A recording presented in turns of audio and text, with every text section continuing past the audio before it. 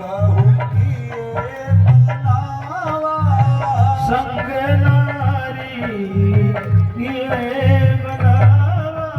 और अपनी पत्नी मंदोदरी के साथ में जो बहुत श्रृंगार किए हुए थी, उसी समय जानकी जी के पास आया और रावण ने जाकर जानकी जी को दूर से ही कहा, सीते प्रणाम, सीते प्रणाम, सीते प्रणाम। लेकिन जानकी जी ने देखा तक नहीं। रावण बोला कोई सिर झुकाए और कोई सिर तक न उठाए।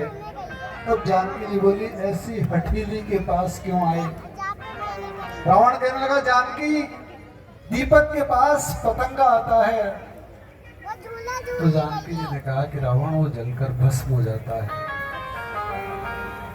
रावण कहने लगा, कह रावण सुनो सुमुखी सयानी, मंदोदरी आदि सब रानी। रावण ने कहा कि जानकी केवल एक बार अनुराग से मेरी ओर देख ले, मैं मंदोदरी सहित अपनी समस्त रानियों को तेरी दासी बना दूंगा। जानकी जी ने धरती में से एक तिनका तोड़ा। जानकी जी भूमि पुत्री हैं, भूमिजा है, और तिनका भूमिज। इस तरह से जानकी जी का उस तिनके के साथ में भाई बहन का नाता है। और जानकी जी ने तृण धरियो टिकहसी बदेही, सुमिरी अवधपति परम स्नेही। रघुनाथ जी को मन में स्मरण किया और तिनके की ओट लेकर जानकी जी रावण से कहने लगी, सुनो दश मुख खद्योत प्रकाशा, सुनो दश मुख खद्योत प्रकाशा। कबहु की नलिनी करहि विकासा, कबहु की नलिनी करहि विकासा। जानकी जी कहने लगी रावण, जुगनुओं का बड़े से बड़ा पहाड़ भी अगर हो तो क्या उन जुगनुओं के प्रकाश से कोई कमल खिल सकता है? कमल तो सूर्य के प्रकाश से ही खिलता है।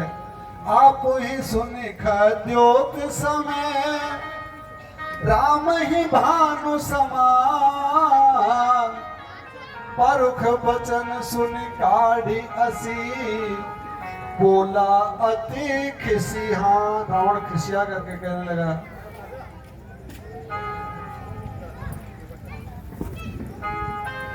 जानकी तूने मेरा अपमान किया है।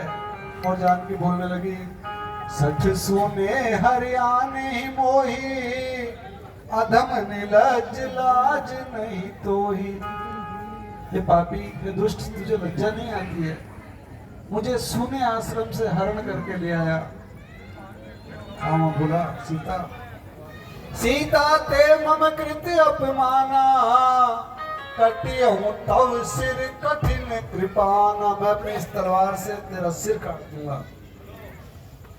जानकी जी ने कहा कि रावण, या तो तेरी तलवार ही मेरी गर्दन पर पड़ेगी, या भगवान श्री रामचंद्र जी की भुजाएं मेरी गर्दन पर पड़ेगी।